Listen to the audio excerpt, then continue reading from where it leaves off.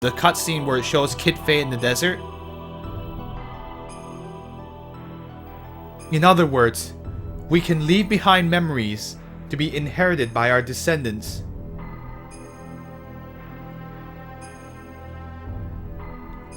Just as the wave existence is bound inside of Zahar. The information is affixed to me, so to speak, by some of the power of the wave existence.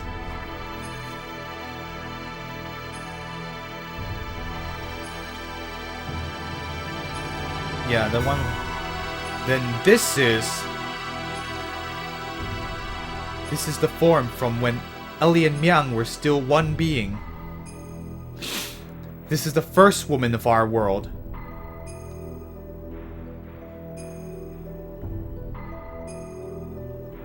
Our mother. The woman who helped them in the desert was the subject, yes, the Ellie of that time.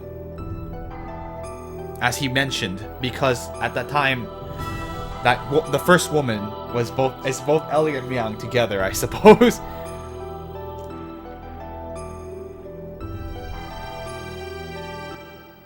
Huh. So, if we destroy that Zahar thing, everything will be over, right? Yes. The source of our ether powers and the source of power for the generators that make our gears work. It all comes from the Zahar modifier engine, which can control any potential phenomena. If we destroy it, Deus and the Seraph Angels will all be deactivated.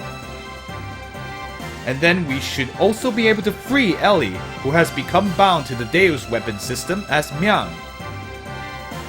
Right, Faye? I like how he's like, I'm not the guy who knows all this information firsthand.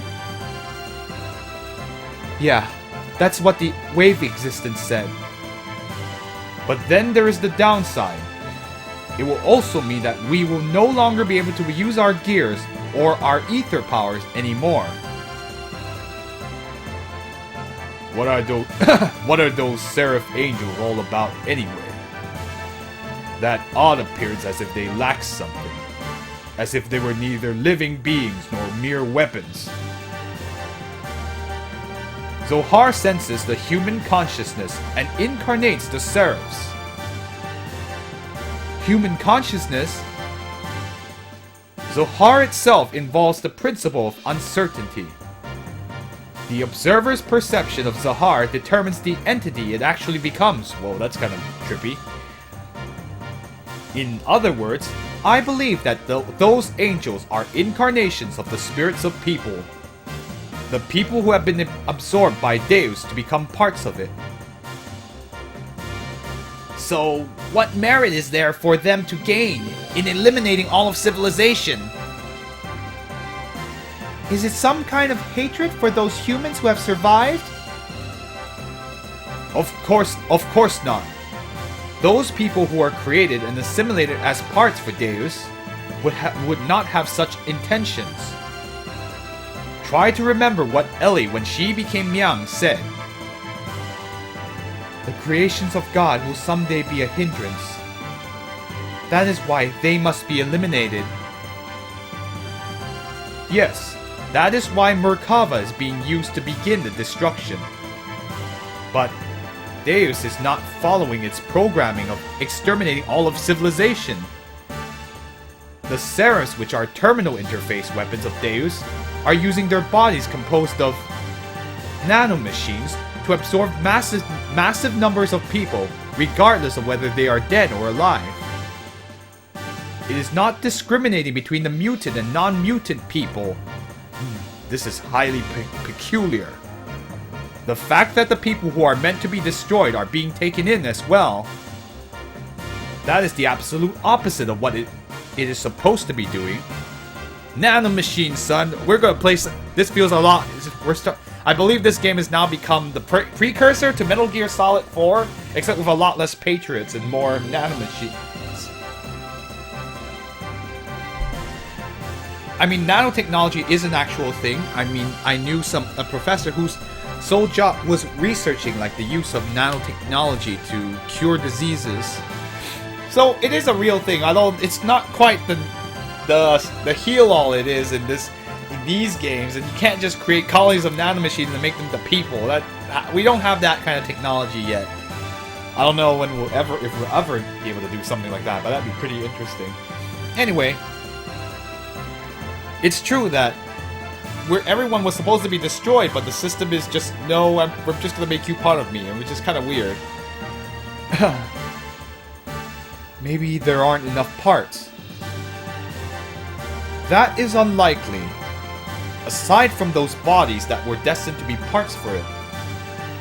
Deus, who has already acquired the abilities of the nanomachines, can just about use any material to construct its body. It is obvious it has other intentions in mind. Those intentions, Krelian has called Deus the Mother. If God is the Mother, then those motives are coming from the Great Mother, impeding the growth of its child, enveloping it, to bring the child back to the womb to become one with it. That is its motive. Such a program does not exist within its design, though. Hi, God of Orbiting Teapots. Hello, welcome to the stream. I like how you're joining in. Like, this is like hopefully we're nearing the end of Xenogears. I don't know how far we are from the end. It was probably given this unique will by someone, either from Ellie, who has merged with the Deus, or... Either way, it doesn't change the fact that we have to fight. Regardless of what their intentions are, the problem is how we're supposed to deal with them. I like that name, by the way, Orbiting Teapots. You think we can do it in our current state? This secret battleship, Excalibur, will also take part in the final battle. Additionally, the military potential of all the surface forces will assemble here. Even if we can put together a massive force, we still have the problem with the main armament of the Merkava. We need to know how to take that out. As long as we don't do that, Merkava's ultra long-range cannon has the ability to vaporize any substance.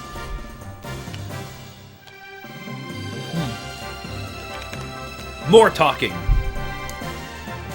On top of that, they have a barrier around their perimeter that nullifies all attacks. We fought against the Merkava many times to try to stop its onslaught. However, we cannot even get close, hence we have had to withdraw every single time. Damn it. No matter how much we want to save Ellie, if we can't get inside the Merkava, it's meaningless. To add to that, there is the problem of those Seraphs. They function as the terminal interface weapons for close defense. Huh, I haven't... Kirkland? Yes, it's Kirkland, actually. I like how we're identifying water bottle brands here. Sorry, right here. This is Kirkland. I can easily say that their attack power is equivalent to the Omni-Gear class. They even have the regenerative ability due to the nanomachines. Don't be concerned about that. I was able to obtain some data from Xenogears. You see, Xenogears has mutagenically evolved due to its contact with Zahar. Using that data, all of your new gears ought to be completed soon. Additionally, all the other weapons and armaments are being modified to implement the dissembler device. Dissembler device? In contrast to the nanoassemblers, which create matter to repair with, the disassemblers have the ability to dismantle or destroy matter. They can even deactivate the nanomachine's restoring ability by disengaging their repair programs. Yes, different brands of bottled water can taste different, and when you start going to other countries, you'll notice certain brands that you want to stay away from. Worse is getting fake, like, lousy water. You don't want that. They can even activate the nanomachines' restoring ability by disengaging their repair programs. This should be sufficiently effective even against the Deus' Seraphs. Alright, even if we can deal with the angels, just how are we going to deal with that Merkava? We can't even get close to the thing. Yeah, certain brands in China taste pretty terrible. There is no such thing as a perfect defense. There has to be a way. I'm correcting the... I know I'm correcting the translation because I can't stand it. Sorry guys. Look over here.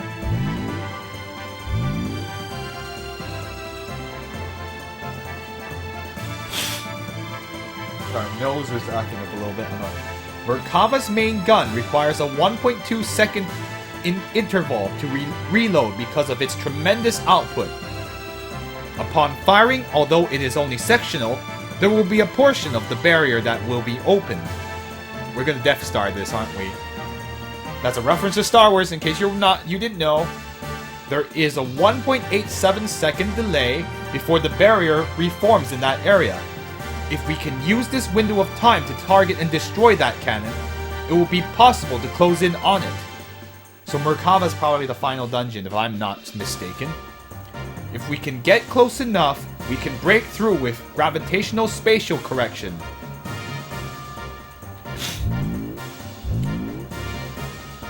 Well, that is the rough idea. Unfortunately, we don't have such a long-range cannon. The new Battlefront looks pretty. I heard about it. I haven't really paid attention to that game in a while. So I'm not really sure, but I heard it better be. Like, people are really excited about it. That could acquire a target in such a brief time frame. So, what you're saying is, we just need to shut that annoying cannon up, right? I know we haven't seen Sigurd in forever, because the game didn't let us see it. You want to go head-on into Merkava?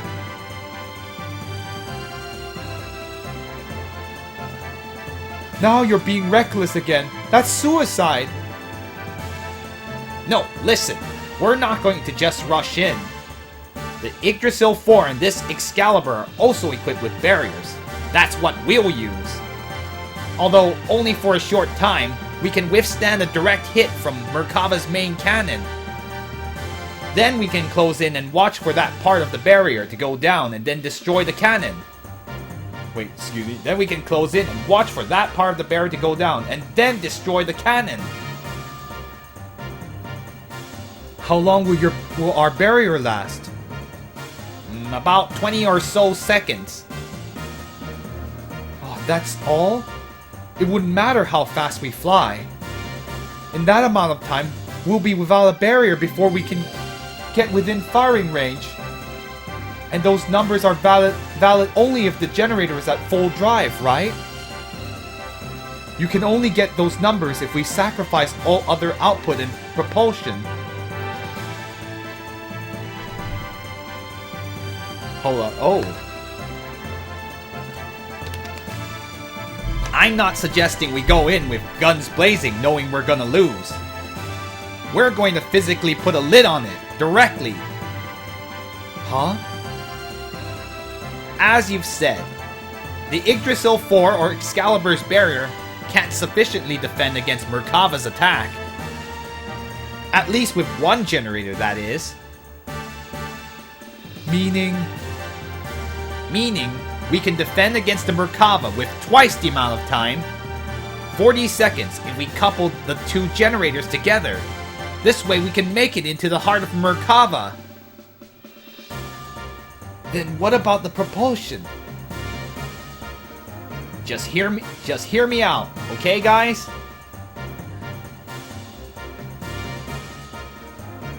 Oh Bart, you're actually thinking! You're actually planning, man! This is what we do.